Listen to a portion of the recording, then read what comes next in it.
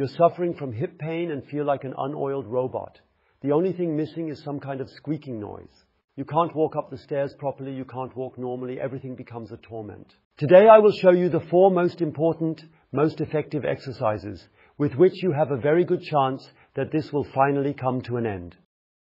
My name is Liebscher Bracht. So that you can understand why such exercises can help you, I will first explain to you how these pains arise. Most pains, including those around the hip, have to do with too much tension in the muscles and fascia. And where are we again? On the topic of sitting. Because whenever the leg is in that position, a key muscle, the hip flexor, is much too short, and in response, the glutes tighten up. Then, we usually keep our legs close together. Rarely do we stand with legs spread apart, which means it gets tighter and tighter, and when walking we always stabilize through this outer muscle here. It becomes increasingly tense. That means more tension in the front, back, inside, outside, not only causing hip pain, but also hip osteoarthritis and many other symptoms. Yes, and now we're going to fix that. Ina is showing, and I will explain it to you. The first exercise we're going to show you is a proper hip release exercise. So sit on the mat like Ina is doing here. Then place your right lower leg under your left knee. Yes, and now take a look at how that looks. And what do we notice?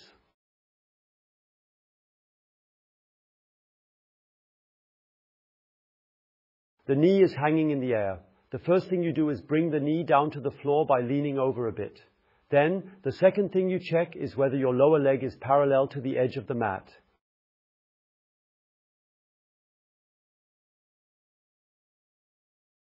You have to adjust it a bit so that this and this line are parallel. Now we notice that the knee is sticking out further to the side.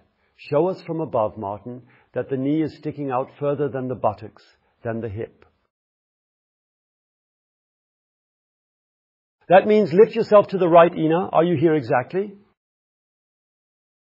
Now we have the thigh, the outer line parallel to the outer edge of the mat, and the lower leg parallel to the front. You see, Ina is now leaning over a bit, and that's quite good for that. Now the left leg goes as far back as possible, yes, as far back as possible, but don't change anything here in the front, and Ina is already very, very good in the position.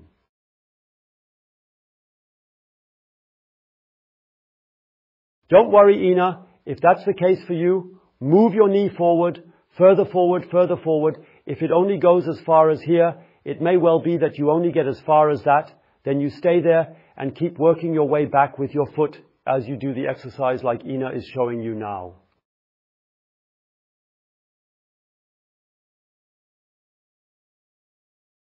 At some point you'll get here, and at some point in the last area, you'll be able to lie on the back of your foot with the back of your foot pointing downwards.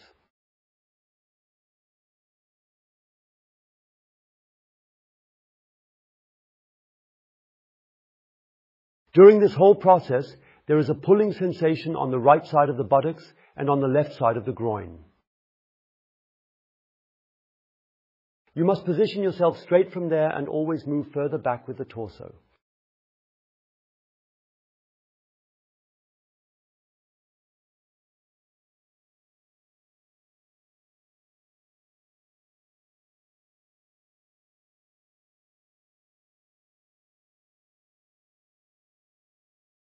And you notice the further back you go, where does it pull? Yes, in the back and also on the right side of the hip. Why does it pull in the back? Because we are pulling on the iliopsoas, which is shortened due to sitting. And it goes from the front straight through the pelvis to the back. That's why you can feel it. And that is the sign that something good is happening there. That means the great thing about this exercise is, that's why I call it the hip release exercise, that we work on the right as well as the left side. And then you do the same on the other side. We'll show it again briefly. Let's go back to the other side. Yes, align yourself nicely. Make sure there is a 90-degree angle here. Then bring the other leg back. Yes, and keep the torso straight.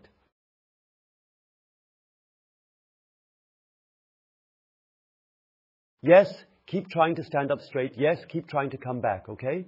But now it may be that you are so shortened and tense that it is not possible for you to achieve that at all.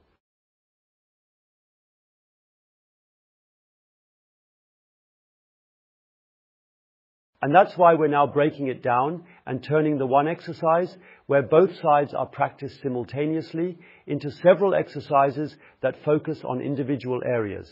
It may take longer, but you'll have the chance to progress step by step until you eventually reach that position. First, sit down on a chair like Aina and sit a little further forward so that you have more freedom with your legs, but not so much that you slip off. You must sit securely and then place your right lower leg on the left knee.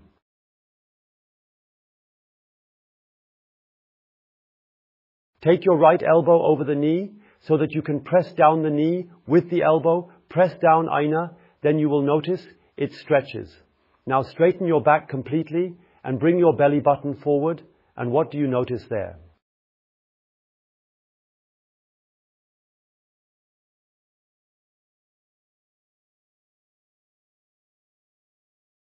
Back there where your hand is, I feel the stretching. It goes into the hip. Okay, and buttocks probably too, right? Yes, the buttocks as well. Okay, this is the first part of the floor exercise, isolated, and this way you can really focus on freeing up the glutes.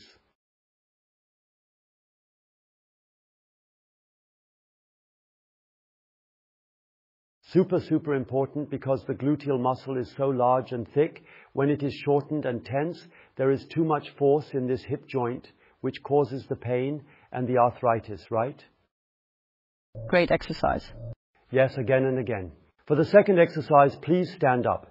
You can do this exercise easily while standing, and it's good because it takes less time. Step back with your right foot, yes, then take your right hand to your right buttock to simply feel the muscle moving, and then pull in your belly button, and now move your belly button backwards, keeping the right leg straight, and continue moving further back.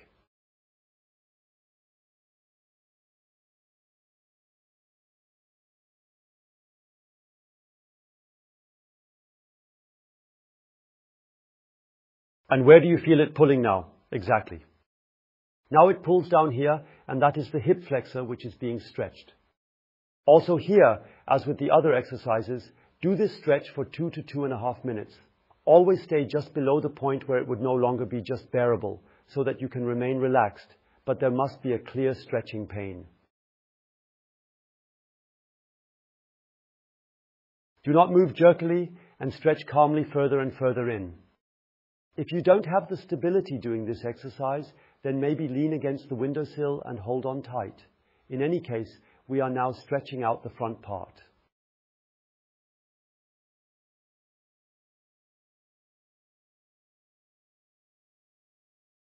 And now we need an exercise that focuses on the inner thighs, where the adductors are. You might have heard that term before. It's best to hold on a chair for more stability and start by spreading your legs as wide as possible. Yes, straighten your knees, and when you start feeling the stretch, do the following.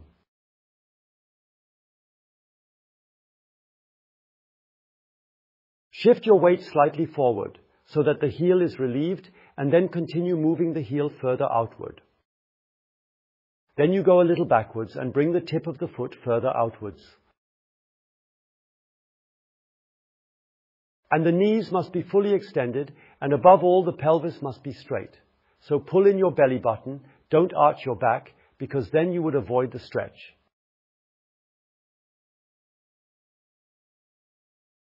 And now it can radiate into the hip joints, it can radiate into the back, it can radiate into the groin.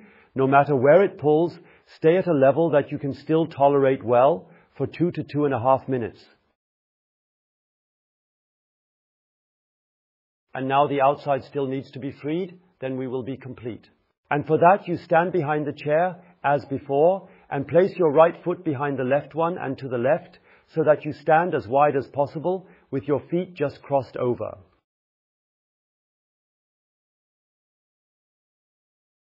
Stand up straight, exactly. Move the chair so that you can do that well. And now practically lean to the left with your torso.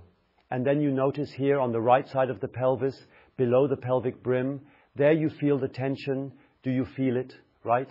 Also there, the exercise is always worth it.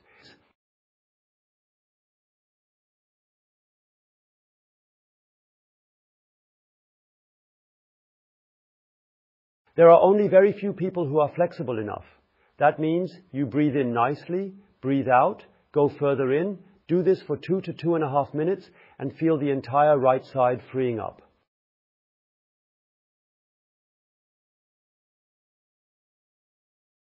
These are the 4 exercises, and on our channel you will find more. Check it out, there's always something new and exiting.